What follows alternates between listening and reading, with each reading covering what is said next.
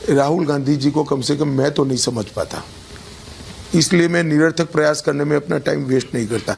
रोहित वेमुला को भी मुद्दा तो आप लोगों ने ही बनाया था। मैंने नहीं बनाया था, हमने तो उल्टा स्टैंड। मैं मीडिया की बात कर रहा हूँ, तो इसकी स्पष्टता भी करनी चाहिए।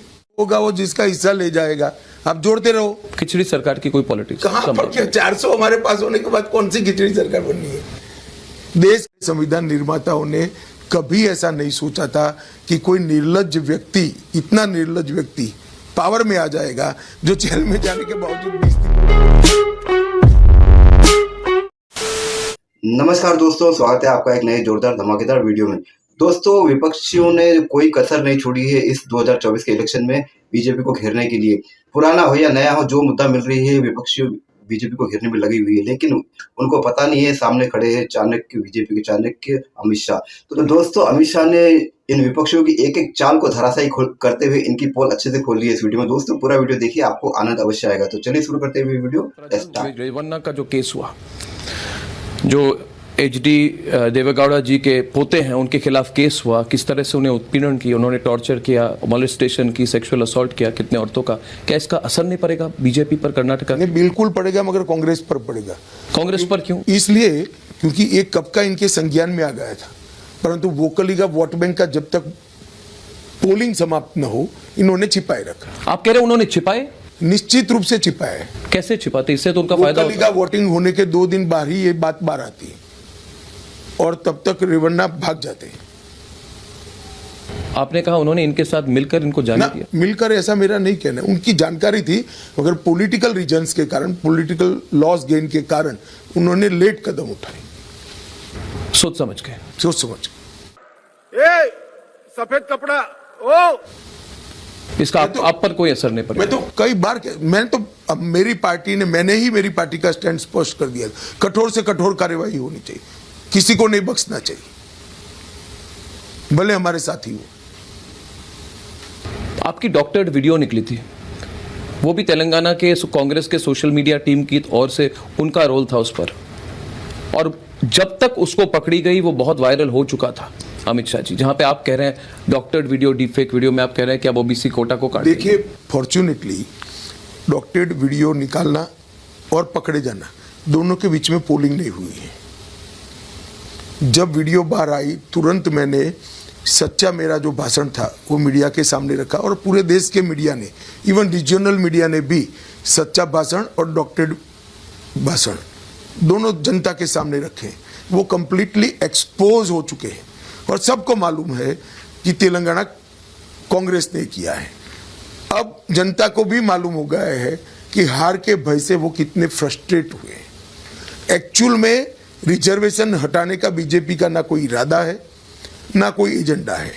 रिजर्वेशन पर किसी ने अगर डाका डाला है तो कांग्रेस ने डाला है।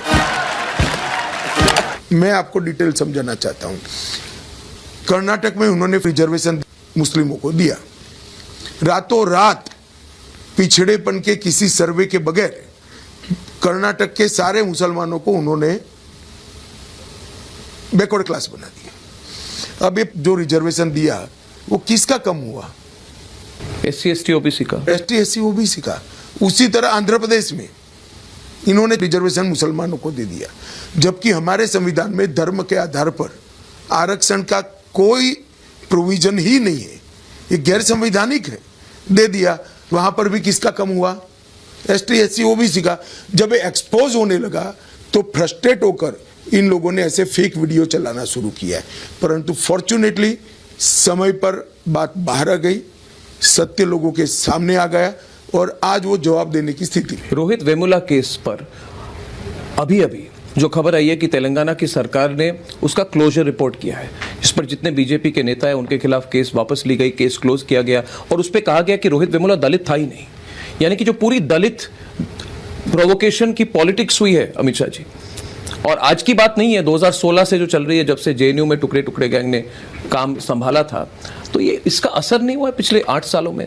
क्या ये मुद्दा नहीं बनता है चुनाव में? मुझे तो आश्चर्य ये होता है, और पूछना चाहता हूं कि ये मुद्दा क्यों नहीं है, जब आप कह रहे हैं कि मुस्लिम कोटा मुद्दा है, मगर जो SC ST को प्रोवोक, पोलराइज करने की कोशिश है, ये एक चुनावी मुद्दा क्यों नहीं बनता? जरूर आपकी चैनल ने बनाना चाहिए, अब बनाइए, मीडिया ने बनाना चाहिए। हमने तो बनाई है। नहीं, रोहित वेमुला को भी मुद्दा तो आप लोगों ने ही बनाया था। मैंने नहीं बनाया था, हमने तो उल्टा स्टैंड। मैं मीडिया की बात कर रहा हूँ, तो इसकी स्पष्टता भी करनी चाहिए।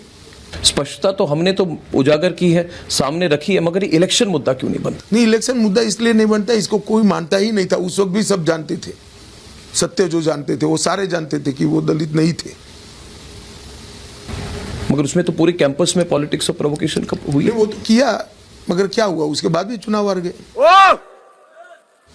चुनाव तो हारे ही। फिर भी अभी भी तो कह रहे हैं कि कास्ट का एक्सरे करेंगे, एक्सरे करेंगे, कितने लोग कितने पिछड़े हैं। वो कहने की कोशिश ये कर रहे हैं कि मैं ज्यादा सोचता हूं पिछड़ों के लिए, बीजेपी नहीं सोचती। ऐसा है, राहुल गांधी जी को कम से कम मैं तो नहीं समझ पाता। इसलिए मैं निरर्थक प्रयास करने में अपना टाइम वेस्ट नहीं करता। आप समझ पाओ ऐसी आपको आशा है तो आपको जरूर प्रयास करना चाहिए। समझ जाओ इस दिन मुझे बताइएगा, तो मैं भी आपसे कुछ समझूंगा। अब इनकी जो सोच है, मैं उस पर आपकी राय मांग रहा हूं। इनकी सोच है कि देखिए, बीजेपी को 273 की जरूरत है, हमें 273 की जरूरत नहीं है। हमें 80-100 किसी तरह से मिल जाए, उसके बाद anti Modi, anti BJP sentiment इतनी जोर पकड़ चुकी है और इतने लोग ये मानते हैं कि अगर मोदी जी तीसरी बार आ जाए तो उनका रहना मुश्किल हो जाएगा, कि सारे पार्टीज हमारे साथ आ जाएंगी। हमें 273 की जरूरत नहीं है, किसी तरह से खिचड़ी सरकार बना सकते हैं। ये उनकी थिंकिंग है, मेरी नहीं। मगर उस पर आप, मैंने तो इस पर मेरा रिएक्शन दे दिया। हम 400 प्राप्त करने जा रहे हैं। कहां 80, कहां 100, क्या आएगा? बचेगी 142। अब उसमें से जो होगा वो जिसका हिस्सा ले जाएगा। आप जोड़ते रहो। खिचड़ी सरकार की कोई पॉलिटिक्स कहां पर? क्या 400 हमारे पास होने के बाद कौन सी खिचड़ी सरकार बननी है? देश की जनता अब स्थिर सरकार चाहती है, अड़िग नेतृत्व चाहती है और संवेदनशील नेतृत्व चाहती है। ये तीन में से कुछ वो नहीं दे सकते। आप इतने बड़े पत्रकार हो, हर पार्टी के नेताओं का इंटरव्यू, उनको जरा अपने नेता का नाम तो पूछिए। इनके एक नेता ने बता दिया हम बारी बारी एक साल बनेंगे। ये परचूरन की दुकान है क्या देश? नहीं। ऐसे देश नहीं चलता भाई। इस देश को एक अनुभवी, मंजा हुआ, संवेदनशील और अड़िग नेतृत्व चाहिए, जो आज के राजनीतिक परिदृश्य में तो नरेंद्र मोदी जी ही दिखाई पड़ते हैं। इसका और कोई ऑप्शन नहीं है। अमित शाह जी, अगर अरविंद केजरीवाल को इंटरिम बेल मिल जाए, अगर मिले, तो क्या आप लोग लगता है सिंपैथी फैक्टर बढ़ जाएगी? अभी केस का जजमेंट तो आने दीजिए। आप क्यों जज साहब बन जाते हैं? मैं तो उन्होंने सिर्फ एक सवाल पूछा। हाँ, उन्होंने एक ओपन सवाल रखा कि हम देते हैं तो आपका क्या मत है? We don't want anyone to be surprised. एजेंसियों के लॉयर इसका जवाब देंगे जब उनका क्या जमीनी मुद्दा है ये? आप जाते हैं, आप लोगों से मिलते हैं, ईडी सीबीआई की मिसयूज की जो बात होती है, क्या ये जमीनी मुद्दा है? देखिए, जमीनी मुद्दा तो ये है कि जो पार्टी करप्शन की विरोध कर कर पावर में आई थी, उन्होंने बंगला ऐसा बनाया जो 3 बंगले तोड़कर बनाया, करोड़ों रुपया ज्यादा खर्च करा। एडवर्टाइज का बजट उनका सुप्रीम कोर्ट ऑफ इंडिया ने कर्टेल करना पड़ा। शराब की गंगा बहाने के लिए दिल्ली में पूरा पॉलिसी चेंज किया। पकड़े गए, जेल में गए।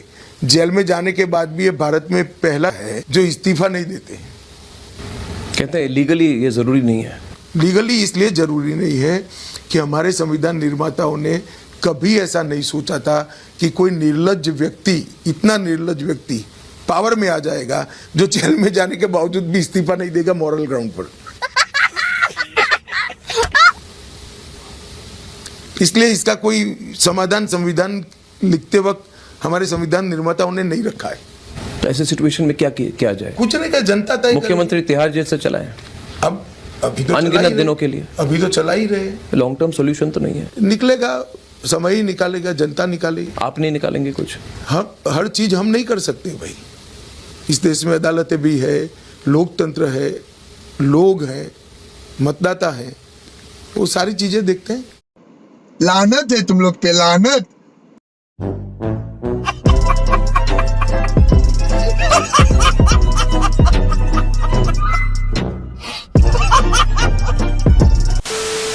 तो ये वीडियो हो गई खत्म दोस्तों। उम्मीद करता हूँ ये वीडियो, अमित शाह की इंटरव्यू वीडियो, आपको बहुत पसंद आई होगी।